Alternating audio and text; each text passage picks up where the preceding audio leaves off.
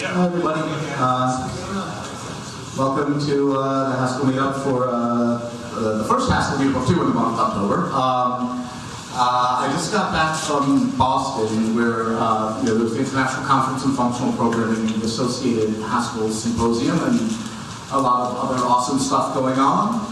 And so I wanted to prepare a bit in the way of extended remarks, and this isn't something we usually talk about here, but I was sort of at the first part of these remarks, but I was sort of inspired to by the conference. So to briefly tell the story, which is at the symposium, you always had a chairs report. And so Ken Shan got up and, talked about who was accepted and who wasn't, and, how many places the papers are coming from. And he made a special point, which he went on to sort of dominate the rest of his chairs report from the program committee, which was, that he did not show the ethnicity and gender breakdown charts of, who was in attendance and where the papers were coming from, because they were just really depressing. And, and so, honestly, I think we have a great welcoming community, and that's a lot of what Ken talked about too, is very positive. But he also, just pointed to a general issue, and, that I think is part of tech culture, tech meetup culture, conferences, and these departments as a whole, right? So the way he put it is, this is the tip of the iceberg. But we should feel bad about the tip, and we should feel bad about the iceberg. And so I thought, well, geez, if Ken can get up and do something really different for a chairs report, the least I can do as an organizer of the New York Haskell Group is share that with you all here, because I thought it was important he addressed it. And I'll post the link to his chairs report, where one of the things he's doing, he's in Indiana now, is he's working with cultural anthropologists. So, he wants to collect anonymized interviews with people that may feel they've been excluded, or know people that feel they've been excluded in any way or felt marginalized in the tech community, I guess in FP in particular, but more broadly, so that they could maybe publish something in one of the journals about this, or maybe do something else. But they want to take this seriously and address it, and that's one of the two things he said. And the other thing is a very vague thing, because we don't really know what to do about it, but it's just to sort of remind everyone to really sort of be nice, be good, be conscious of all these things. And, we've never said at the meetup before, but I should make it clear, we have a policy. If we find out that, something is egregious, we'll be very hard on it. But that doesn't come up. That's not why I wanted to talk about it. It's more about, I don't know exactly how we can do better, and I don't think we're doing bad compared to the rest of the tech community in New York, but on the other hand, that's a really low bar. And we think that, we have a language with a better type system, right? We want to use our programs better. We want to do better in everything. So I think we should want to do better at being more diverse too, and being more welcoming, whatever that means, and being broader and more inclusive. And I wanted to share that message. And then I have a few other points as well, but I wanted to get that out first. So that came from the Haskell Symposium, which is also on the realm of community building as a whole. We had a lot of great discussions between organizers of different meetup groups around the US, around the world, functional programming groups. Guys, we are the largest Haskell meetup group in the world, and most consistent, all right? London's giving us a bunch of money. Sydney's been doing it for like 5-7 years, so we'll see if we manage to keep going and don't run out of speakers before then, but that's a really big deal to me. And so that's the other thing with my other hat on, is one of the members of the Haskell committee, is how we can give back more to the Haskell community as a whole, because we represent a real chunk of it that meets in person here, which I think is awesome. And and in recognition of that, I'm really excited. I sent out the announcement earlier. Our next meetup this month on the 30th is going to be Paul Hudak, who I mentioned before, who is one of the authors of the original Haskell report, one of the designers of the language, who does a lot of cool work in computer music now. He's going to come speak, talk about functional reactive mode programming, computer music, and sound synthesis and functional reactive control systems for that. I think it's going to be awesome. So I don't know in terms of giving back to the Haskell community all the things we can do. A lot of that is like maybe just editing the Haskell wiki, putting together learning resources better. On the committee for Haskell.org, we're going to try to come up with stuff and be more communicative, which I'm going to do with you guys about ways people can get involved and help out. But also, if you feel that you've got an issue you'd like to scratch with stuff that you feel like you'd like to do, come talk to me or another Haskell New York organizer, and we'll figure out where we can slot in that skills, be it sysadmin, or like I said, the wiki needs a lot of work, or who knows what else, tech skills.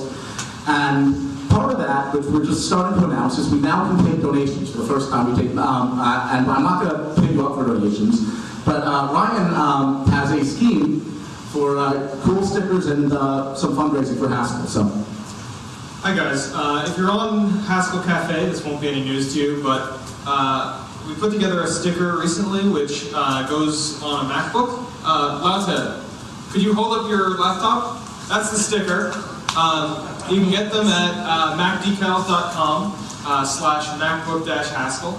And my cut of the proceeds, as well as a matching cut from the company that's producing them for us, will go to haskell.org, which funds all kinds of projects regarding Haskell, including Hackage.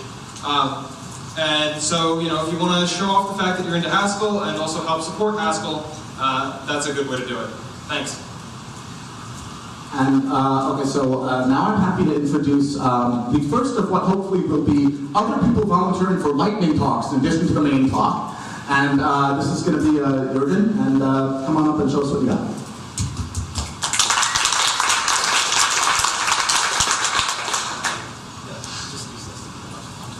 All right.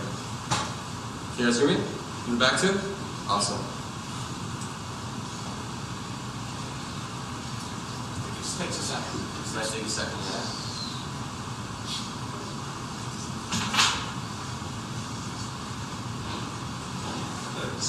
All right, looks good.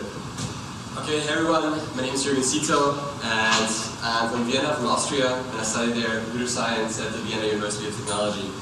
And last semester we had a class in Haskell where we developed some kind of program, and today I want to show a little bit about it. So today I'm going to show the todo-example, a showcase of a lightweight application written in Haskell. And so, what is it about? It's a simple to-do list server with a REST API written in Haskell using some of our frameworks. They're called Welshy, and the other one's called TX. And a simple UI displaying what the interaction is with this API. And okay, so how this came about?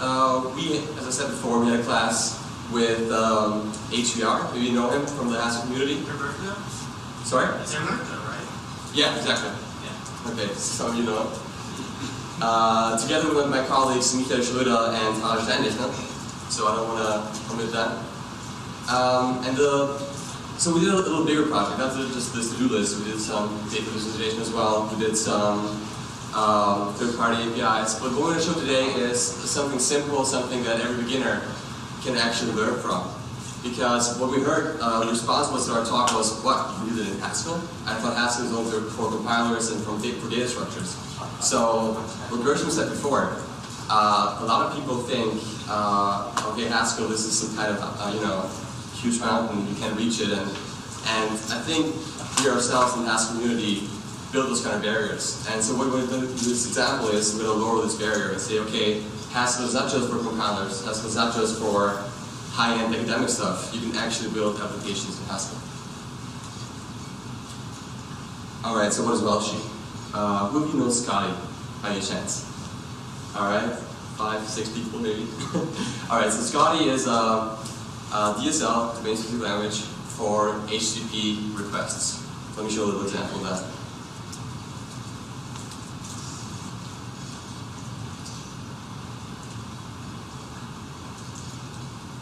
So what it does basically is, it starts up a web server based on Word, and then you can match HTTP requests with a certain route with the logic combined. So what it does is, it offers you a REST API. And then you have this kind of IO action that you can return back, which isn't that pure, you know. But what you can do is you can call your pure Haskell functions, and you can use your pure Haskell awesomeness. So what we saw, although in our project, was that Scotty was limited in some form. So we extended Scotty with some easier error handling and some convenience functions. So this is an example of that. I hope you can see that, but I'm really out loud. So what sometimes happens in web applications is you get a parameter in and you have to check that, whether or not this parameter is what you're actually expecting to be. Some kind of range, some kind of invariant.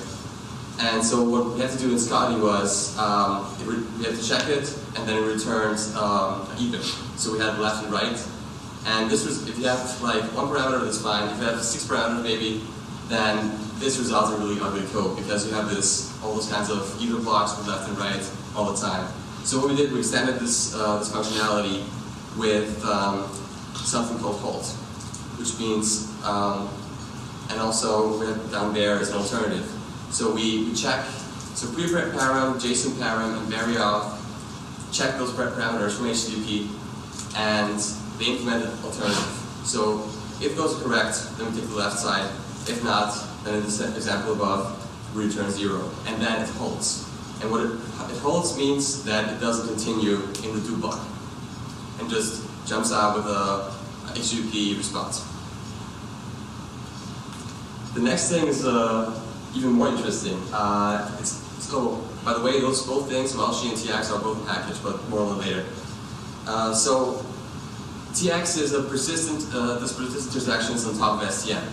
So why did we do that? We thought about, okay, how can we actually retrieve data in our application? How can we manipulate data? And I mean, the first thing that comes to mind, all the things you learn in a CS degree is, oh yeah, you should get a database, SQL database probably. But then we thought, okay, then we have to write SQL code, and then we have to transfer those relational databases into data structures in Haskell.